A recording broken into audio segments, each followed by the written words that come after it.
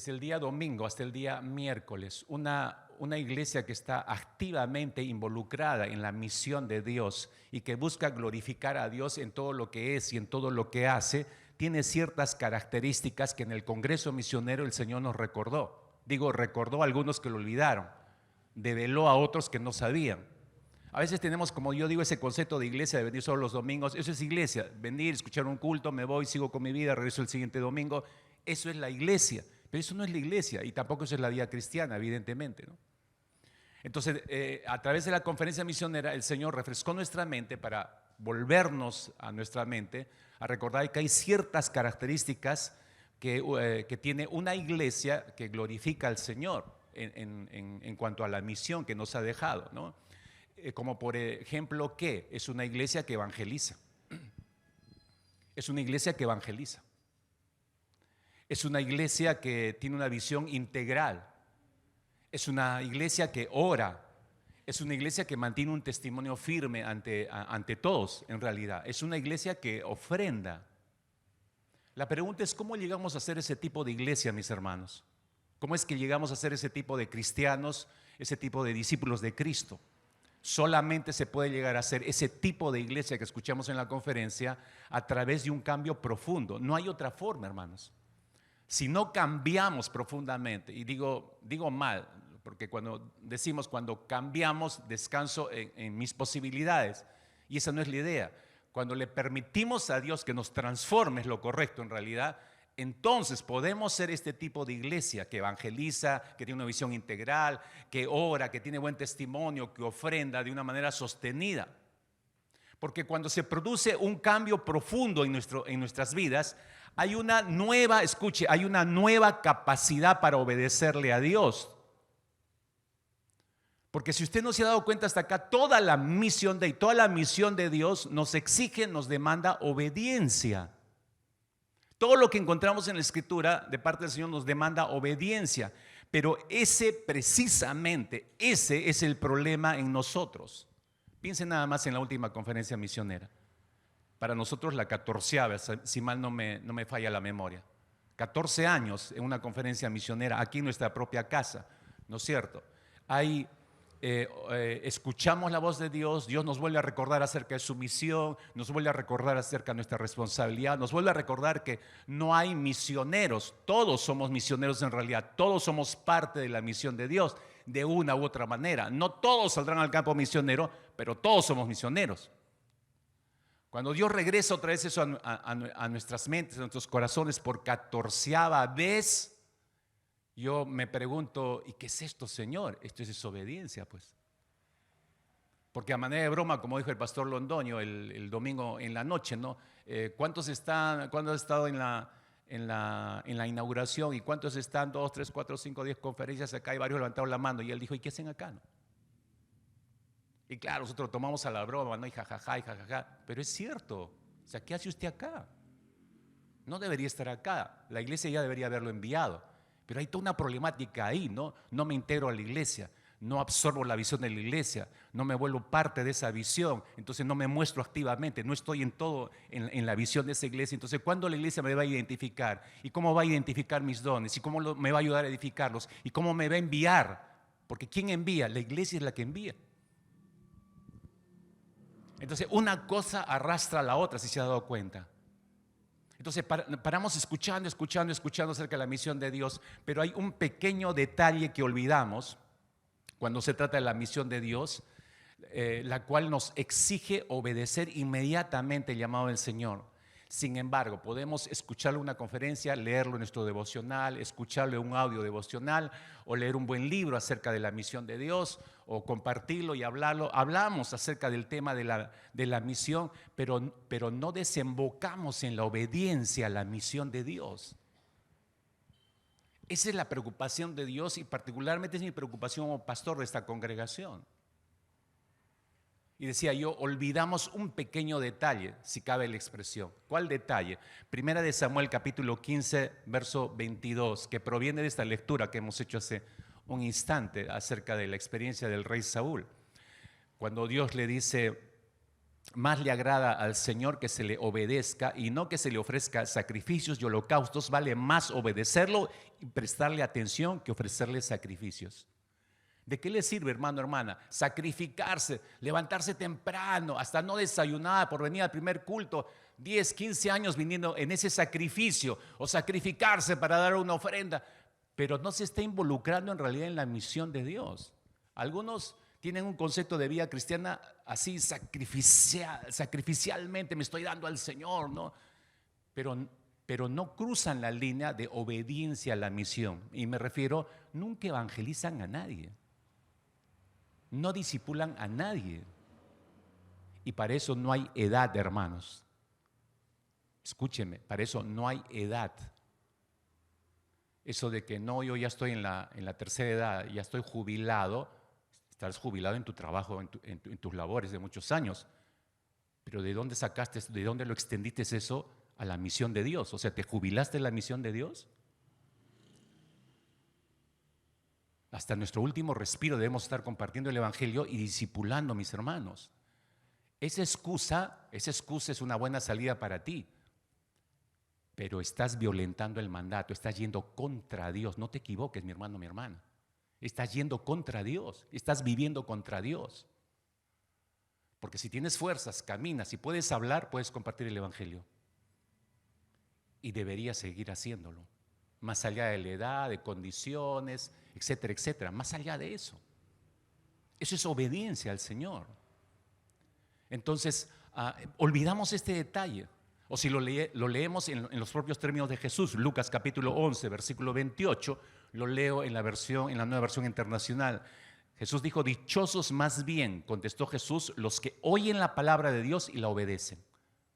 Felices los que la oyen y la obedecen. Entonces tú puedes concluir en sentido contrario. Entonces, infelices los que la oyen y no hacen nada. ¿Cuál de ellos eres? ¿Los felices o los infelices? Experimentar un cambio profundo produce dos grandes resultados. Acuérdate bien esto, mi hermano, es importante, ¿no? Estamos empezando esta serie, ¿no? Experimentar un cambio profundo produce dos grandes resultados en la vida de todo creyente. Por un lado, me da una nueva motivación para obedecer. Y por el otro, me otorga un nuevo poder para hacerlo. Una nueva motivación y un nuevo poder. La motivación viene de Dios y el poder viene de Dios. Ninguna de las dos cosas provienen de mí. Esto implica una verdadera transformación. Esto produce un cambio profundo en nuestras vidas. Piense, simplemente por ponerle un ejemplo, Saulo de Tarso, antes de transformarse en el gran apóstol Pablo, antes de su conversión, igual que cualquiera de nosotros, mis hermanos, vivía. Saulo estaba guiado por sus motivaciones erradas, sus motivaciones eran egoístas, su celo religioso como fariseo lo hacía sumamente agresivo contra el cristianismo. Y él pensaba que estaba haciendo correctamente las cosas, él pensaba que estaba sirviéndole a Dios, motivación errada. Y creía que le estaba haciendo un gran bien a su religión como fariseo, ¿no? Deshacerse de los cristianos era la voluntad de Dios para él. Ahora, ¿con qué poder lo hacía? Si usted revisa, por ejemplo, Hechos capítulo 9, los primeros versículos, usted va a recordar que él usaba sus propias fuerzas para violentar a los creyentes, pero también, como dice Hechos 9, 1 y 2, respirando amenazas de muerte contra los discípulos del Señor, vino al sumo sacerdote, le pidió cartas para las sinagogas de Damasco, a fin de que si hallase algunos hombres o mujeres de este camino, los trajese presos a Jerusalén. ¿Qué fuerza utilizaba Saulo de Tarso? Sus propias fuerzas y las fuerzas de otros hombres para ir en contra de Dios. Entonces, motivación errada y poder errado. Pero viene su conversión, Hechos capítulo 9, y desde el momento que tiene su encuentro con Cristo, Saulo de Tarso es transformado tan profundamente, y esa transformación lo llevó a un proceso que le duró los 2 años siguientes a su conversión, y cuando vuelve a aparecer en el panorama de la iglesia, estoy hablando de la iglesia de Antioquía, ni siquiera en la de Jerusalén, sino en la de Antioquía, porque Bernabé va y lo busca y lo trae para que le ayude a ministrar después de 2 años, ese hombre tiene la motivación correcta y tiene el poder adecuado. Y es usado por Dios en la iglesia de Antioquía para edificar esa iglesia junto con Bernabé. Entonces, cuando menciono que hay el cambio profundo produce dos grandes resultados: nueva motivación para obedecer al Señor y un nuevo poder para ejercitar esa obediencia al Señor. Necesitamos revisar esos dos puntos, mis hermanos, después de una conferencia como la que hemos estado. Una nueva motivación para obedecer, porque evidentemente si usted no está obedeciendo al Señor, su motivación es el problema, su motivación es la errada. Y el poder que está usando también es el incorrecto probablemente. Entonces necesitamos revisar estas dos cosas. Permítame partir por la primera, ¿no? Y permítame partir por la primera, una nueva motivación para obedecer, con esta primera pregunta. ¿Qué cosa es la obediencia en todo caso? Empecemos por ahí. ¿Qué cosa es la obediencia? De manera sencilla, mis hermanos, la obediencia no es otra cosa. La obediencia es un resultado. La obediencia es un resultado. Esta es la verdad más importante que debemos aprender, mis hermanos. Esta verdad debe imprimirse en tu cerebro y debe grabarse en tu corazón. La obediencia es un resultado. Medita, por favor, por unos instantes en ella, porque es absolutamente crucial entender esto de manera plena para producir cualquier tipo de cambio real en nuestras vidas. La obediencia es un resultado. Y no estoy diciendo nada nuevo. Si regresas en tu mente 25 sesiones hacia atrás, un poco más de 3 meses hacia atrás, insistentemente hemos mencionado esto, ¿no? Escucha, lo que tú haces es el resultado de lo que tú amas. Cualquier cosa que tú hagas, ese es el resultado de lo que tú amas. Ves la televisión porque lo disfrutas. Sales de compras porque te causa placer. Eliges un novio o una novia porque ese chico o esa chica te gustó. Tus acciones, hermano, hermana, tus acciones son el resultado de aquello que tú encuentras atractivo, encuentras valioso, encuentras digno de tu amor. Por eso se lo das. Apenas tú encuentras, repito, algo atractivo, valioso y digno de tu amor, tú te entregas. Por lo tanto, mis hermanos, aplicando esto a la persona de Cristo Jesús, la obediencia verdadera es el resultado de disfrutar a Cristo Jesús.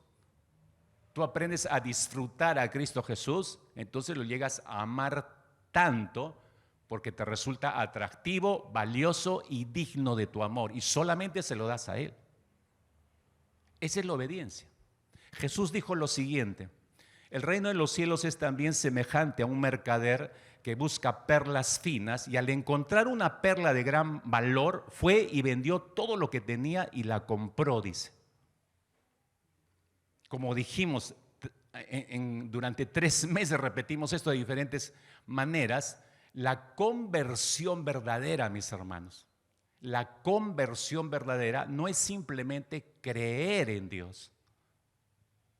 La conversión verdadera es encontrar una perla de gran precio.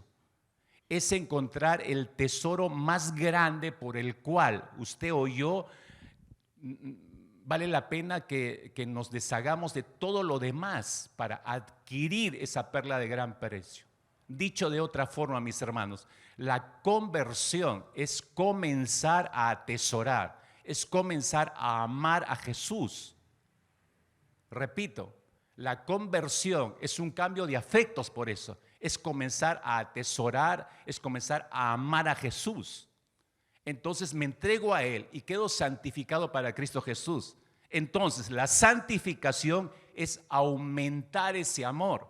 La santificación es el proceso a través del cual voy conociendo mejor a Jesús y voy amándole cada vez mejor a Cristo Jesús. Esa es la santificación. Observa bien este texto en la mención de Jesús, ¿no? De este hombre que encontró esta perla y vendió todo lo que tenía. Vender todo lo que tenía. Ese acto de vender todo lo que tenía es la consecuencia de que Cristo llegue a ser para ti esa perla de gran precio. Es decir, primero Cristo debe ser tu todo. Primero, Cristo tiene que ser tu mayor deleite. Primero, Cristo tiene que ser tu mayor amor. Y después, como resultado de eso, ¿no? Cambia tu forma de pensar, cambia tu forma de sentir, cambia tu forma de vivir. Cambian tus decisiones, cambian tus prioridades, cambia tu manera de obedecerle al Señor. Si Él no se vuelve el gran amor a tu vida, tu forma de obedecerle a Dios nunca va a cambiar. ¿Comprendes esto?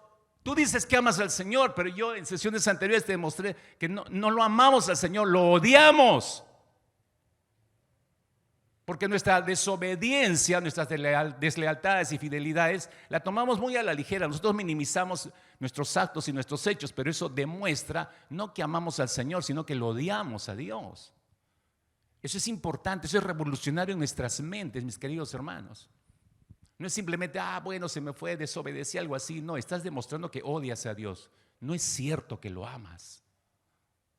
Y eso tiene que ser corregido en nuestra mente y corazón. ¿Yo lo puedo hacer por mí mismo? No. Y regreso al punto de la santificación. Debo entrar por ese proceso de santificación. Me consagro al Señor y dejo que Él me vaya transformando. Y cada día voy a empezar a pensar diferente, a sentir diferente, a obedecerle de manera diferente. Vender todo lo que tenía, dice el Señor. Ese es el resultado.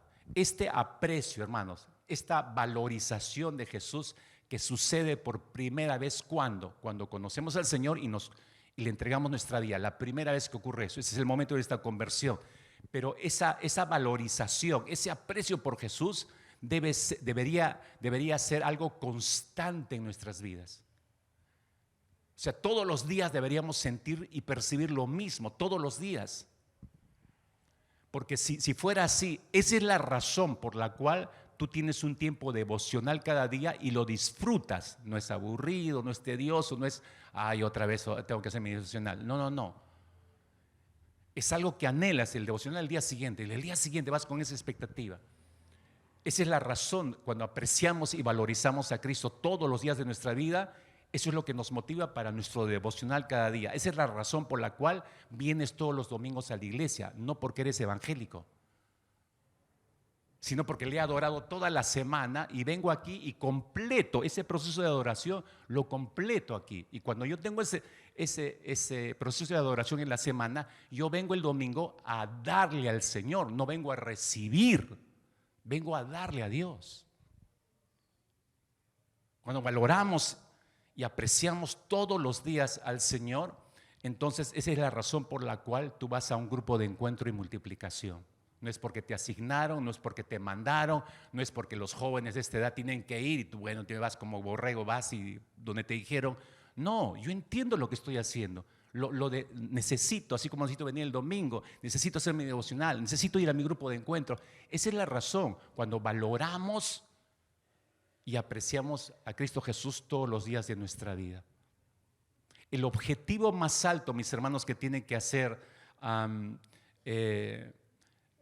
que nosotros tenemos que tener en mira para que podamos volver a admirar y asombrarnos del amor de Dios como ocurrió el primer día de nuestra conversión, porque te has dado cuenta que ahora, yo escucho eso constantemente, ¿no? Ay, qué lindo fue cuando me convertí, quería hablar a todo el mundo de Cristo Jesús y iba y compartía, y ahora, no, nada. O sea, vengo los domingos a la iglesia, me ocupo de mi trabajo, estoy metido en mis cosas, mis estudios, mi empresa, mi profesión. Pero, ¿qué ocurrió con esa experiencia de la conversión? Aprecio y valorización se perdieron. Aprecio por Jesús, valorización por Jesús. Y detuviste el proceso de seguir conociéndolo, disfrutándolo hasta llegarlo a amar.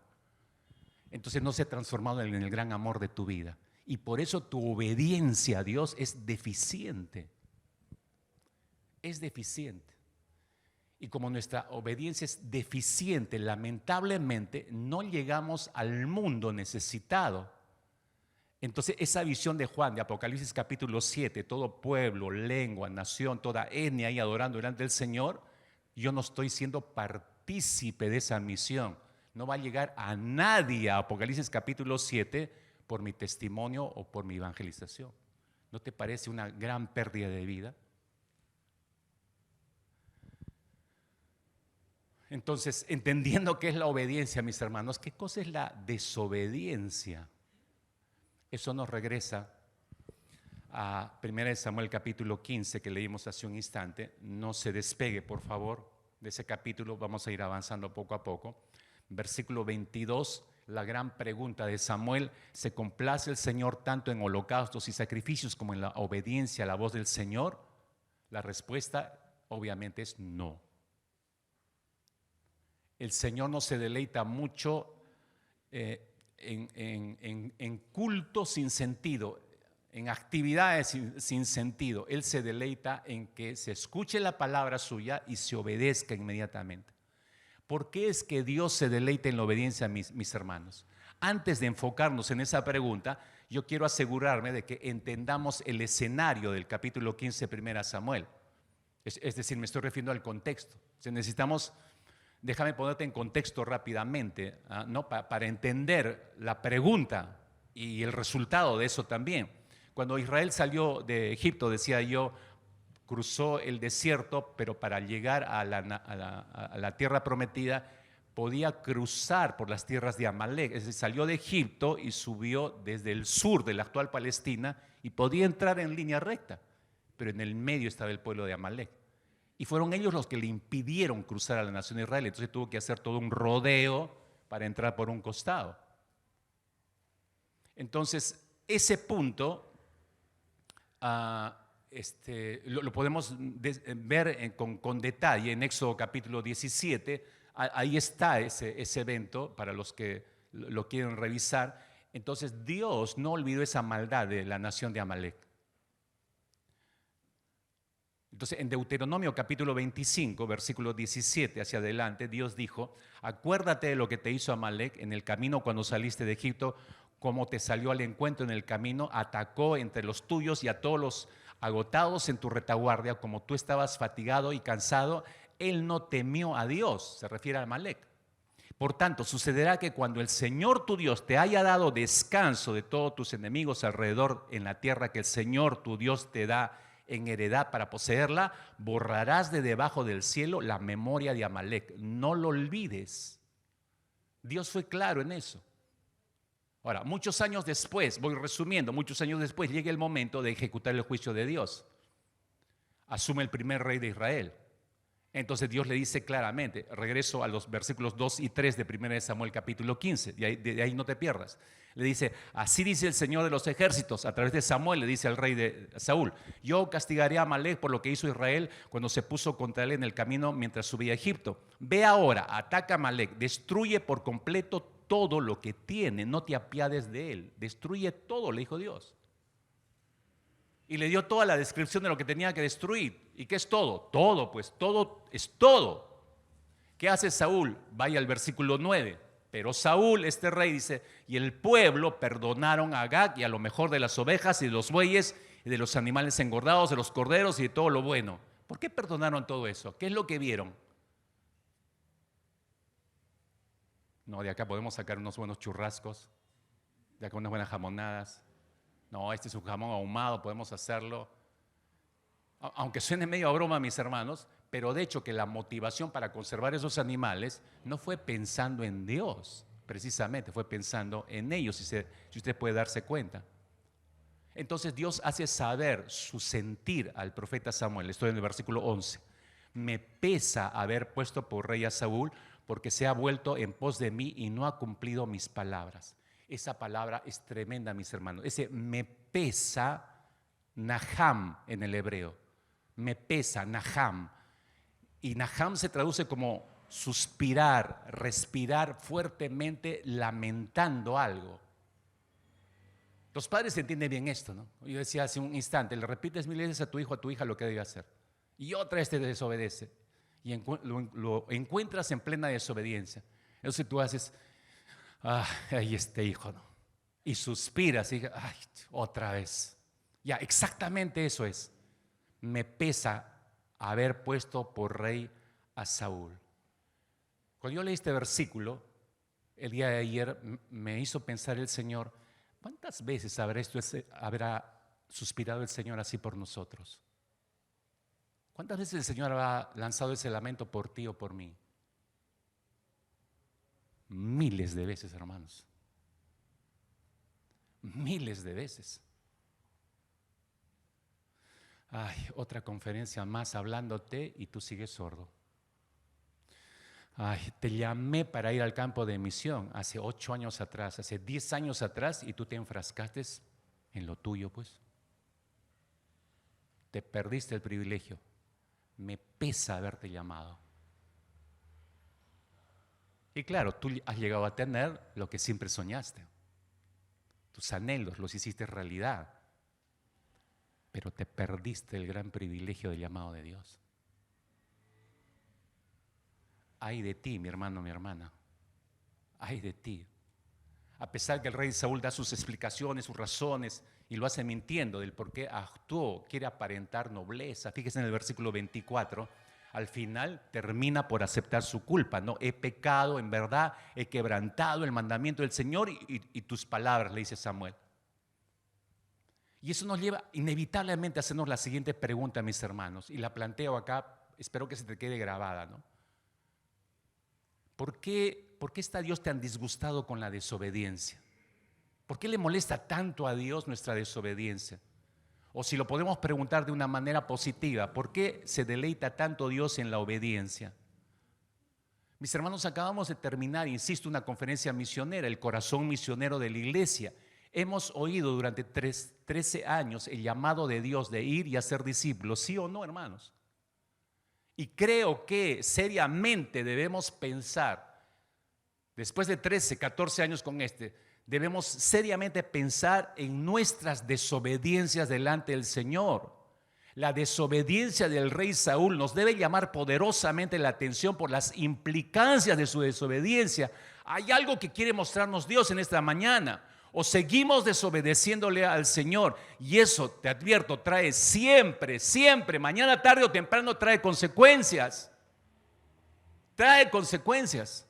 O seguimos desobedeciéndole al Señor, o cambiamos de actitud y de motivación y nos dejamos transformar para obedecerle más y mejor. Después de nuestra serie Cambios Profundos, oro y espero que este año sea un año para todos nosotros como iglesia, que sea un año de quiebra nuestras desobediencias y que podamos abrazar la obediencia, que podemos realmente abrazar y amar la obediencia. ¿Por qué odia a Dios la desobediencia, mis hermanos? Por lo menos en esta historia yo veo 5 razones. En este relato nada más veo 5 razones por las cuales Dios odia la desobediencia y se deleita en la obediencia. Voy a mencionártelas rápidamente en orden de la más leve hasta la más seria, según veo en el texto. ¿Correcto? Así que presta atención, por favor, porque no estamos revisando solo la historia de la desobediencia a un rey, estamos revisando nuestro historial de desobediencias, hermanos. Si vamos a hacer alguna corrección, tenemos que entender primero lo que la palabra nos muestra. En primer lugar, mis hermanos, ¿qué nos muestra la historia? La desobediencia demuestra temor puesto en el lugar equivocado.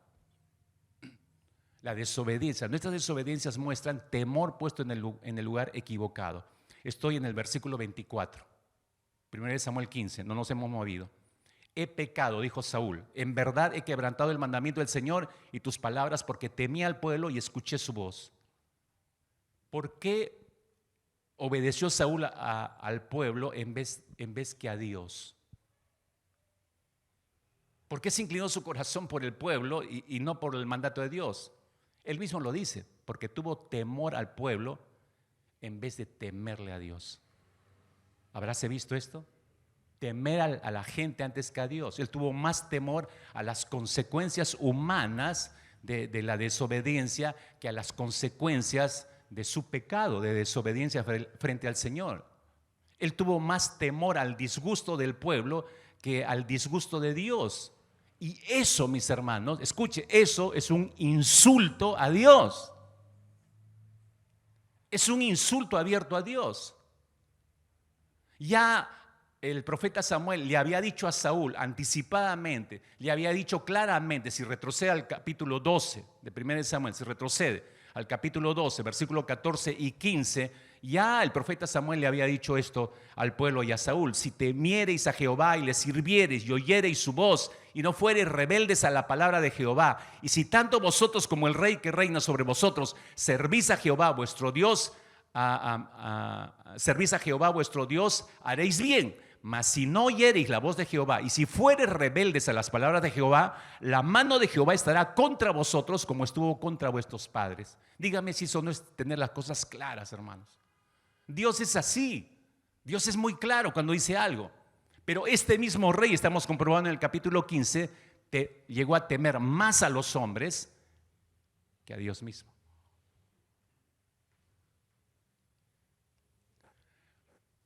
Acabamos de escuchar una conferencia, lo aplico inmediatamente, este punto antes que se nos vaya. Si Dios te ha llamado a servir, hermano, hermana, escucha por favor, si Dios te ha llamado a servirle aquí o en cualquier otra latitud del mundo entero, ¿a qué le temes?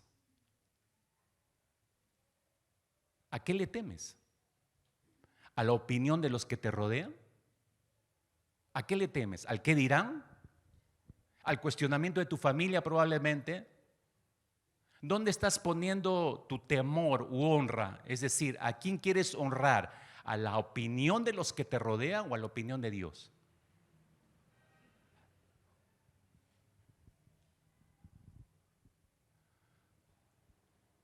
Yo creo que son preguntas sumamente relevantes para despacio masticarlas y responderlas, mis hermanos, después de una conferencia como la que hemos tenido. Porque no podemos seguir más hacia adelante con nuestras desobediencias, hermanos. Se tiene que terminar eso. En segundo lugar, la desobediencia demuestra deleite puesto en el lugar equivocado.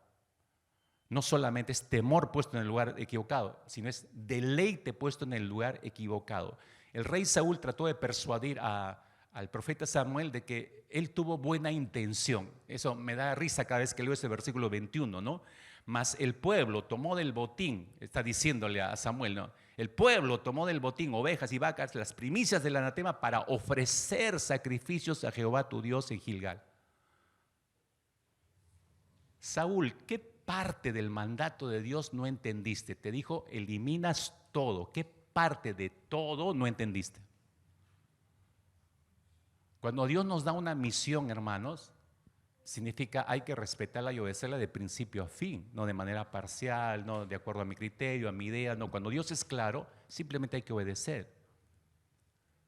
Él le estaba diciendo a Samuel que quería santificar esas ofrendas y él pensó que las iba a ir bien. Era una excusa.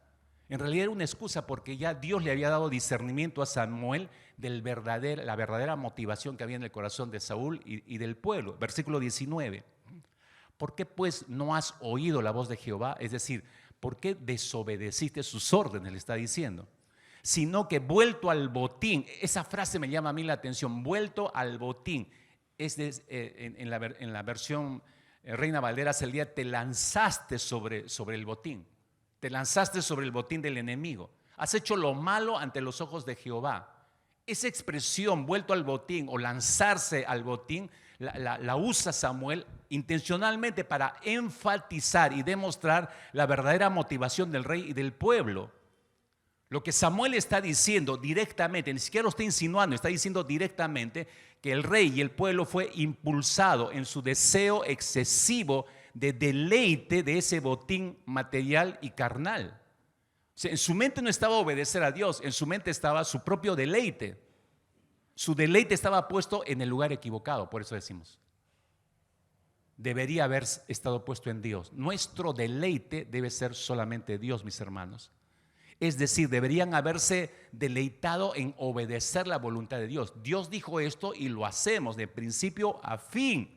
Pero su corazón no estaba con Dios, sino su corazón estaba con ellos mismos, en todo lo que podían conseguir para ellos. Estaban pensando en lo que podían ganar ellos. Escucha, por favor, iglesia, y escucha con cuidado. Dios puede haberte vuelto a llamar. Yo lo voy a decir en estos términos. Dios puede haberte vuelto a llamar en esta conferencia misionera, pero es posible que tu mayor deleite está puesto en tus asuntos personales. Por eso vas a dejar ir otra conferencia más y no vas a hacer nada al respecto. Esa es la razón, hermanos, no nos engañemos. Él puede volverte a haber llamado otra vez al campo de misión, pero tu deleite no está en Él, está puesto en el lugar equivocado, está puesto en tus asuntos personales. Y una vez más te recuerdo, para comprobarte esto, lo que ya dijimos, lo que tú haces es el resultado de lo que tú amas. Sea lo que hagas como respuesta a Dios después de la conferencia misionera, simplemente va a demostrar a quién estás amando. Simplemente. Tu corazón obedece a lo que le causa placer, lo que le gusta, a eso va a responder. Tus acciones, mi hermano, mi hermana, son el resultado de aquello que tú encuentras atractivo, valioso y digno. Entonces te pregunto en esta mañana, una vez más, ¿hallas atractivo el ir y hacer discípulos? ¿Hallas valioso el mandato de ir donde el Señor te mande para extender su reino? ¿Hallas digno el mandato de Dios para obedecerlo por encima de tus propios deseos, por encima de tus propios planes personales?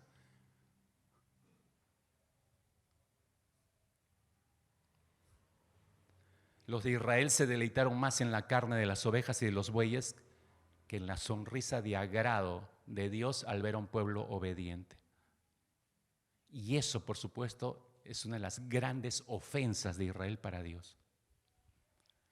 Y esa es una de las grandes ofensas el día de hoy de la iglesia para con Dios. En tercer lugar, mis hermanos, la desobediencia demuestra alabanza puesta en el lugar equivocado. Temor en el lugar equivocado, deleite en el lugar equivocado, alabanza en el lugar equivocado. Fíjate, cuando el rey Saúl derrota a los amalecitas, lo primerito que hace, miren qué es, versículo 12. Se le dio aviso a Samuel diciendo: Saúl se ha ido a Carmel y aquí que ha levantado un monumento para sí. Ay, qué gracioso el tipo este, digo yo. Dios le da la victoria y él va y se hace su propio monumento. O sea, se está dando la gloria a sí mismo, en otras palabras. Por lo visto, Saúl estaba más interesado en alabarse a sí mismo que alabar a Dios. Ese monumento da testimonio de eso. Él tomó la alabanza que solo debería recibir a Dios, es decir, se la robó a Dios. Le robó la alabanza que merece Dios para sí mismo. Ahora, ese pecado empeora cuando usted lee el versículo 17 y 18.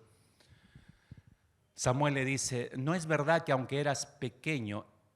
Capta esto y marca bien estos dos versículos en tu Biblia, por favor, mis hermanos. Para mí es casi como el núcleo de toda esta historia y de nuestra propia historia. No es verdad que aunque eras pequeño a tus propios ojos, fuiste nombrado jefe de las tribus de Israel y el Señor te ungió rey sobre Israel. Y el Señor te envió a una misión y dijo: ve, destruye por completo a los pecadores, los amalecitas, y lucha contra ellos hasta que sean exterminados. ¿Por qué pues no obedeciste la voz del Señor? Por favor, lo pongo en contexto rápidamente, porque te puedes, ay, linda la historia, ay, sí, tal por cual. No, ahora mírate a ti. Por favor, iglesia, mírate a ti a la luz de esos dos versículos. Samuel lo trae esa realidad al rey Saúl y nos está trayendo nuestra propia realidad. La pregunta fue: ¿no es verdad que aunque eras pequeño a tus propios ojos, fuiste nombrado jefe de las tribus de Israel y el Señor te ungió rey sobre Israel? ¿Qué eras, mi hermano, mi hermana? ¿Qué éramos antes de que Cristo llegara a nuestras vidas? Insignificantes pecadores. Pero el Señor te ha hecho pueblo suyo, nación santa, real sacerdocio, pueblo escogido. Te ha hecho su hijo, su hija. Te ha hecho su embajador, su embajadora. No siendo nada, hermanos. No siendo nada en la vida. ¿Te olvidaste de eso? Y el Señor te envió en una misión. Wow. Por eso existe Mateo 18 al 20. Te envió a una misión. Eso es lo que dice 1 de Pedro, capítulo 2. Rescatado de las tinieblas hacia su luz admirable, para que proclames las virtudes de aquel que te sacó de esas tinieblas. Nos dio una misión. Mi hermano, mi hermana, ¿qué has hecho de esa misión? Después de esta conferencia misionera, ¿qué vas a hacer con respecto a esa misión? El Señor te envió una misión. Y claro, acá esta misión es diferente a la que nos ha enviado a nosotros. Esta es una misión de juicio. Pero igual es una misión. Para nosotros es una misión diferente, pero es una misión. Dios nos ha enviado a una misión. Y luego pregunta a Saúl, ¿por qué pues no obedeciste la voz del Señor? ¿Qué hizo este rey? Perdonó a este rey, rescató esto, aquello. Es decir, la misión de Dios la reformuló. Mateo 28, 18 al 20. ¿Cuántas veces la ha reformulado?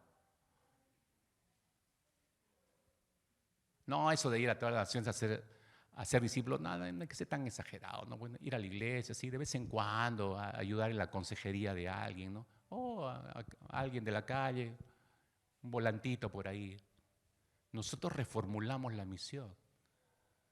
El por tanto, id y hacer discípulos, en realidad se lee y mientras vayas, es decir, eso es una constancia por donde quiera que vaya. Voy a la bodega, voy al mercado, voy a la oficina, voy a la universidad, voy con mis parientes, voy al barrio, estoy caminando en la calle, me subo al bus, me subo al tren eléctrico. Por donde vayas, haz discípulos. Nosotros le hemos reformulado todo el mandato de Dios. ¿Por qué pues no obedeciste la voz del Señor? Capítulo 9, verso 21.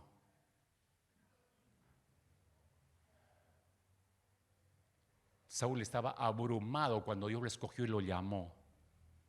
Él mismo respondió cuando se le comunica que va a ser el primer rey de Israel. Él dijo, ¿no soy yo hijo de Benjamín, de la más pequeña de las tribus de Israel? Y mi familia no es la más pequeña de todas las familias de la tribu de Benjamín. ¿Por qué pues me has dicho cosa semejante? Saúl estaba abrumado, mis queridos hermanos, de que Dios lo había escogido como rey sobre la nación de Israel, siendo una familia insignificante, igual que nosotros. Entonces debería haber estado satisfecho con el honor que Dios le había otorgado. Debería estar satisfecho. Tú y yo deberíamos estar satisfechos de haber sido hechos pueblo de Dios, nación santa, real sacerdocio, pueblo escogido de Dios. Deberíamos estar sumamente honrados, hermanos. Pero parecería que Dios nos debe algún favor.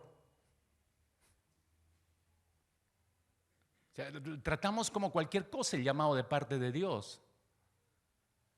Usted se ha dado cuenta, Saúl no estaba conforme con esa honra que le dio Dios. No estaba conforme con esa gloria que Dios le dio como rey elegido. Él quería, escúchame, él quería su propia gloria y su propia alabanza, igual que nosotros nada más. Por eso es que no obedecemos la misión de Dios. Yo quiero mi propia gloria. Llegar a ser el gran profesional con 10 doctorados, esa es mi gloria y para eso trabajo. Pero la misión de Dios, después. Mi gloria es mi empresa y apunto hacia eso. Mi gloria es tener una familia con hijos, disfrutar todo eso. Esa es mi gloria y el llamado de Dios después. Hemos reformulado todo, mis amados. Seguimos buscando nuestra propia gloria y nuestra propia alabanza. Permíteme preguntarte lo siguiente. Todo lo que has estado haciendo y viviendo antes de la conferencia misionera, ¿a quién has estado dando gloria? ¿A quién? La alabanza de quién has estado buscando y sigues buscando hasta el día de hoy. ¿Quién quieres que te alabe? Déjame terminar. Yo sé que son preguntas muy duras, hermanos. Algunos quizás después de este mensaje van a terminar ya, si ya no les resultaba atractivo, van a terminar odiando después de este mensaje. Pero no importa, hermanos. Yo no soy el que pierdo. Absolutamente yo no soy el que pierdo. El que pierdes eres tú, porque Dios te está haciendo muy claro. Te estoy mostrando en la palabra cómo están las cosas. La conferencia ha sido muy clara. La conferencia ha sido muy clara. La desobediencia finalmente es buscar conocimiento en el lugar equivocado. Mira lo que hizo este rey. Realmente es la razón real que Samuel da del por qué la desobediencia es desagradable a Dios. Desembocamos aquí, verso 22, en la segunda parte, o en la mitad, dice, ciertamente el obedecer es mejor que los sacrificios, el prestar atención que la grosura de los carneros, porque como pecado y adivinación es la rebelión, y como ídolos e idolatría la obstinación. Por cuanto tú desechaste la palabra de Jehová, Él también te ha desechado para que no seas rey. Sí, qué terrible se lee en estas líneas, hermanos. Y si usted ha leído la historia del rey Saúl, este hombre terminó mal, hermanos, terminó suicidándose. Pero date cuenta, por favor, de esos términos. Dios coloca la adivinación en la misma categoría con las cosas horribles que Él odia. Y te recuerdo un texto nada más importante que Dios lo dio tempranamente en el desierto, Deuteronomio 18, versículo 10.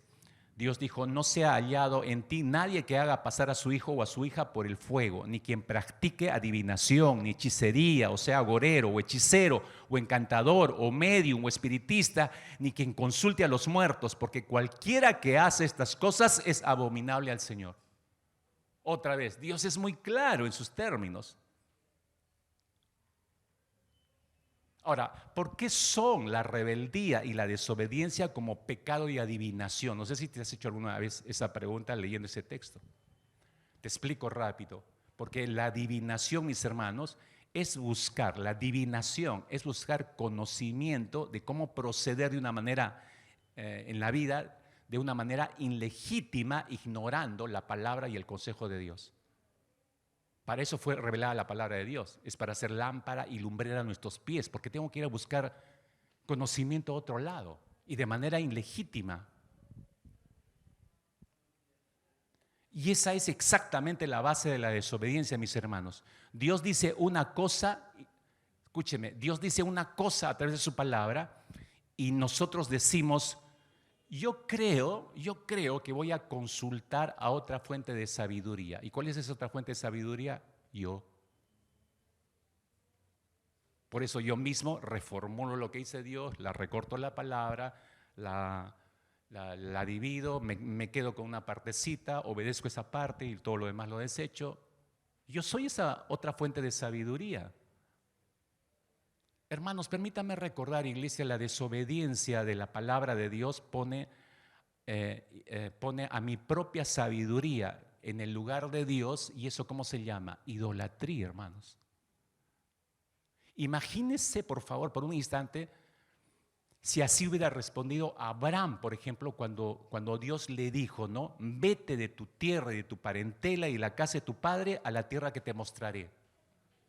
Ahí en Génesis capítulo 12. ¿Qué hubiera ocurrido si Abraham hubiera respondido: yo creo que voy a consultar a mi propia sabiduría si debo salir?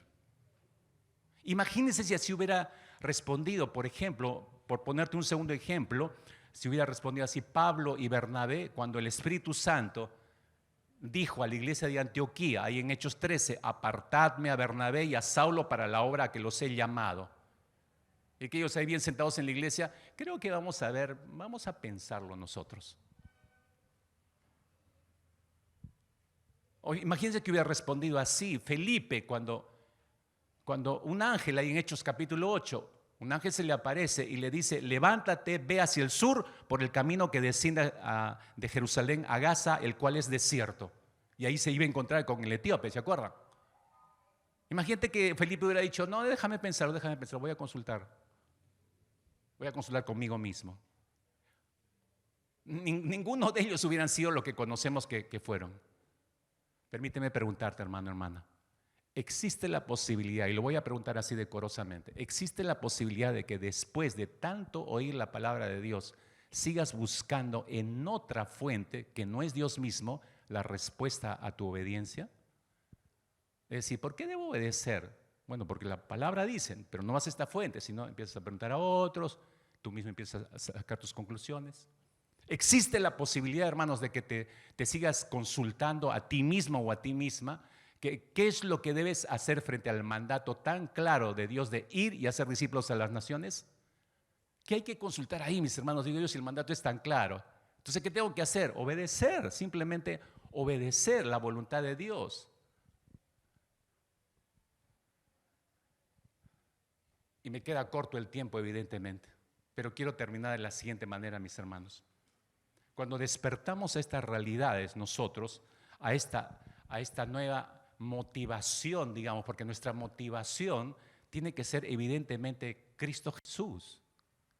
Yo he insistido mucho desde que empezamos en el amor de Dios, volver a la cruz, volver a ver su amor, disfrutar de su amor.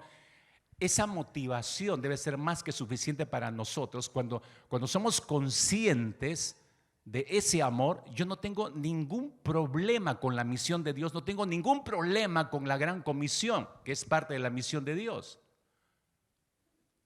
Mateo 28, ¿no? Versículo 18, toda potestad me es dada en el cielo y en la tierra. Cristo es la máxima autoridad, no la discuto. Él tiene todo el poder, toda la autoridad. A Él me debo, a Él me sujeto, a Él le obedezco. Nunca me voy a pelear con ese principio. Por tanto, id, o mejor dicho, mientras vayan, hagan discípulos. Nunca voy a oponerme a ese principio. Por donde quiera que yo vaya, voy a estar compartiendo el evangelio, bautizándoles y enseñándoles que guarden todas las cosas que yo os he mandado.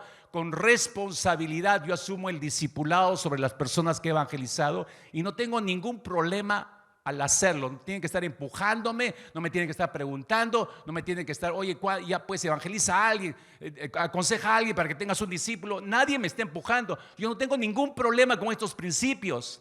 Simplemente le estoy obedeciendo a Dios. ¿Por qué? Porque así funciona la obediencia, hermanos.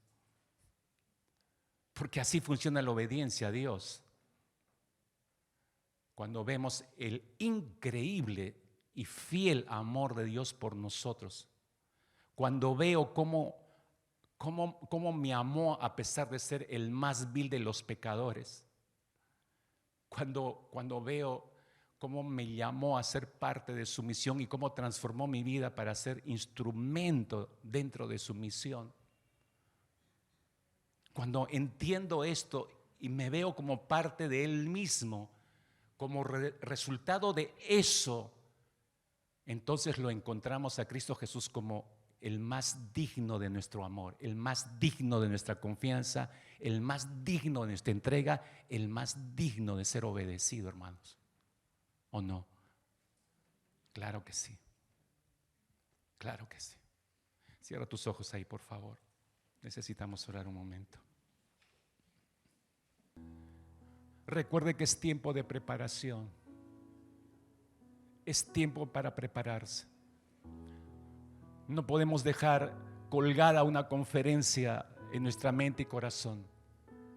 Tenemos que hacer algo al respecto. Gracias, Señor, una vez más por tu palabra. Por supuesto que te rogamos que nos guardes a lo largo de estos días, porque te necesitamos. Sin ti sería imposible enfrentar cada uno de los días que vienen en esta semana. No podríamos y no queremos, Señor. Contigo todo es posible. Contigo sí podemos enfrentar cada día, Señor. Pero no se trata de nosotros, se trata de tu misión, se trata de las almas perdidas, se trata, Señor, de extender tu reino, se trata de compartir tu evangelio. De eso se trata nuestras vidas. Para eso nos rescataste y a eso nos estamos comprometiendo, Señor. Espero y oro como iglesia, más que solo decisiones personales, particulares. Como iglesia, Señor, perdona todas nuestras desobediencias. Perdona y limpia todas nuestras desobediencias, Señor. Ayúdanos a enfocarnos en ti, Jesús, y en tu mandato. En tu nombre precioso oramos así, Señor.